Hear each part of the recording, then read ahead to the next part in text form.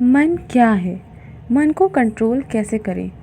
हर कोई अपने मन को कंट्रोल करना चाहता है, पर जितना ही हम इस मन को काबू करने के का सोचते हैं, उतना ही हमारा मन और भी ज़्यादा बेकाबू हो जाता है।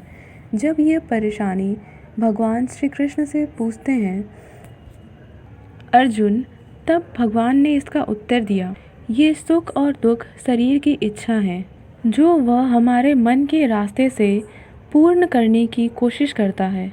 यह मन मनुष्य के शरीर का न दिखाई देने वाला सबसे शक्तिशाली हिस्सा है। तुम यह हमेशा याद रखो कि ये मन हमारे शरीर का हिस्सा है, आत्मा का नहीं। यदि आत्मा स्वामी है शरीर का, तो मन उस शरीर का सारथी है। यह मन हमारी इंद्रियों की मदद से इस शरीर की हर एक इच्छाओं को पूरा करने की कोशिश करता है।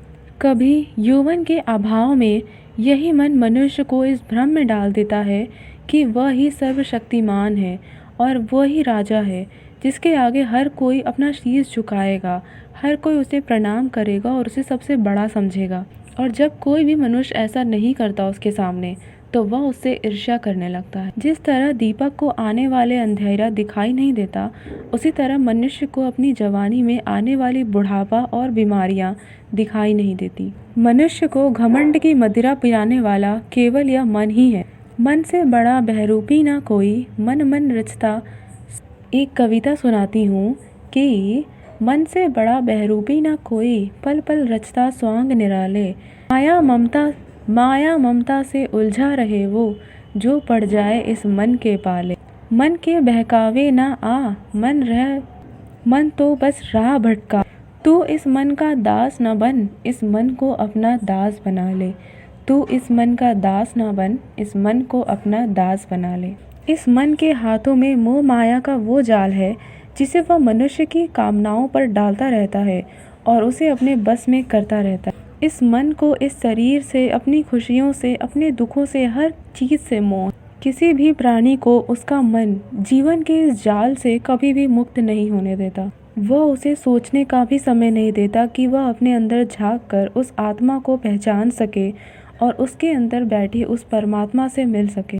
जब तक मनुष्य अपने मन को लालसाओं के अधीन रहने देगा, तब तक उस परम परमात्मा से उसका मिलन कभी नहीं हो सकता। जो भी मनुष्य अपने मन को काबू कर अपनी आत्मा को पहचान लेगा, केवल वही उस परमात्मा की शक्ति का अनुभव कर सकता है। शरीर एक रथ है, उसका सारथी मन है, जिसमें लगी इंद्रियां घोड़े हैं। जिस तरह यह घोड़े इंद्रियों के इशारे पर नाचते हैं, यह घोड़े जिस तरफ भागेंगे, हमारा मन भी उस तरफ ही भागेगा। लेकिन आत्मा इस रथ की स्वामी है, जो अगर इस मन पर काबू कर ले, अपने इन घोड़ों पर काबू कर ले, इंद्रियों पर काबू कर ले, तो मन को अपने वश में ला सकती है और जिधर चाहे उस तरफ वो अपनी मन और अपने शरीर को ले जा सकती है और उस परमात्मा से मिलन कर सकती है। मन है मनुष्य का रथ। इस रथ को, यह एक कविता है, मन है मनुष्य के रथ का सारथी, रथ को चाहे जिधर ले जाओ। इंद्रियां हैं रथ के घोड़े, इसको विषयों के तरफ भगावे।